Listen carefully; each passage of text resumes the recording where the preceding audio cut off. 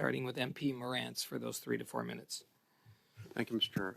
Mr. Skelton, I just wanted to sort of bring this back to what the direct effect might be on consumers, because we haven't talked about that. So, someone goes into a store presuming that this regulation came into effect exactly as it is, which is something that you don't want to see. Somebody goes into a store after that happens to pick up their regular monthly bottle of vitamin C that maybe they pay $10 now for, or something like that. What will this do with all the licensing fees that have to be paid on an annual basis? What will that do to the cost of their product?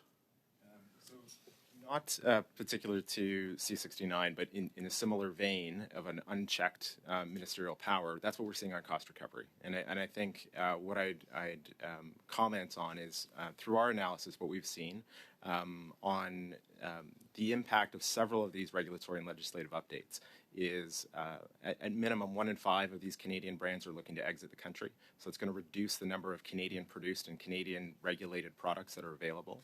The companies that do remain are going to be reducing the assortment of products because they're just not financially viable anymore. So the selection of products will be reduced for Canadians. And the products that remain will have a increased cost burden that is extremely different than international countries. And so we'll see an increase of cost of those that remain on. So less Canadian compliant, less assortment, and increased costs for those that do remain. So someone could walk into the store to pick up, say it's cold and flu season and echinacea works for them. They could walk into a store and find out that echinacea is no longer available, for example. That might be one example. They may find some of those products unavailable, and those that do remain could be impacted by upwards of 20 to 40% on shelf. Yeah. And what's the reason for this legislation? Like how much in fees and revenues does the government expect to collect, assuming this comes into place? So the cost recovery proposal is estimated at about $51 million, which is a complete recovery of the existing budget.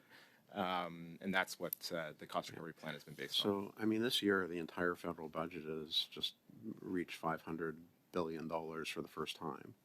So, like, I haven't done the math yet, but I mean, 50 million is like a rounding error for the government, but the inconvenience it's causing to consumers would be huge. Am I correct in that assessment? Yeah, I think that's a fair assessment. The budget that Canada uses to regulate natural health products is actually the largest budget anywhere in the developed world to manage natural health products. So we already have the largest bureaucracy overseeing the regulation of natural health products. Yeah. So the result of this will be $50 million to the federal government, less product availability for consumers, and higher cost to consumers for the products that remain. I think that's a fair conclusion. Okay. Thank you.